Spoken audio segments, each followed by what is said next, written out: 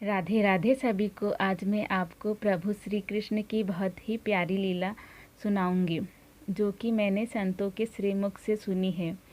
और इस लीला में प्रभु ने एक पर्वत की विशेषता बताई है और उस पर्वत को महत्व दिया है।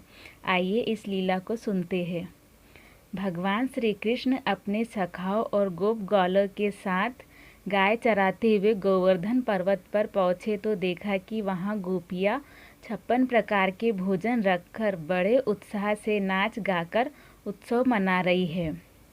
प्रभु श्री कृष्ण के पूछने पर उन्होंने बताया कि आज के दिन वज्रासुर को मारने वाले तथा मेघों व देवों के स्वामी इंद्र का पूजन होता है।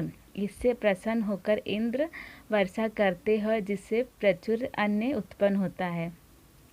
प्रभु श्री कृष्ण ने कहा कि इंद्र में इतनी शक्ति है, उससे अधिक शक्तिशाली तो हमारा पर्वत है। इसके कारण वर्षा होती है, अतः हमें इंद्र से भी बलवान गोवर्धन की पूजा करनी चाहिए। बहुत विवाद के बाद श्री कृष्ण की यह बात मानी गई तथा ब्रज में इंद्र के स्थान पर गोवर्धन की पूजा की तैयारियां शुरू हो गई। सभी गोप ग्वाल अपने घरों से पकवान लाकर गोवर्धन की तराई में श्री कृष्ण द्वारा बताई गई विधि से पूजन करने लगे। प्रभु श्री कृष्ण द्वारा सभी पकवान चखने पर ब्रजवासी खुद को धन्य समझने लगे। उसी समय नारद मुनि भी वहां पहुंच गए। उन्होंने इस यज्ञ को बंद होते हुए देखा और गोवर्धन की पूजा ब्रजवासी कर रहे हैं।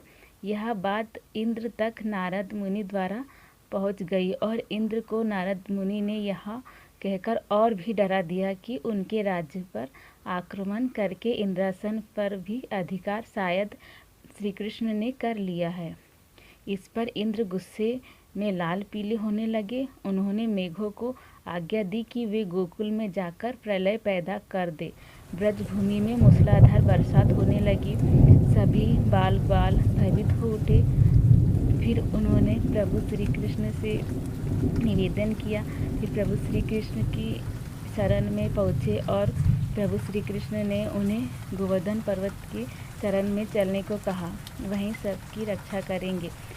जब सब गोवर्धन पर्वत की तराई में पहुँचे तो श्री कृष्ण ने गोवर्धन को अपनी कनिष्ठ अंगुली पर उठाकर छाता सा तान दिया और सभी को मूसलाधार हो रही वृष्टि से बचा लिया। सुदर्शन चक्र के प्रभाव से ब्रजवासियों पर एक बूंद भी जल की नहीं पड़ी। यह चमत्कार देखकर इंद्रदेव को अपनी ही की हुई गलती पर पश्चाताप हुआ और वे प्रभु श्री कृष्ण से क्षमा याचना करने लगे।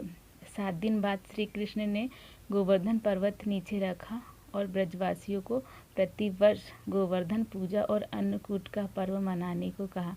तभी से यह पर्व के रूप में प्रचलित है। राधे राधे।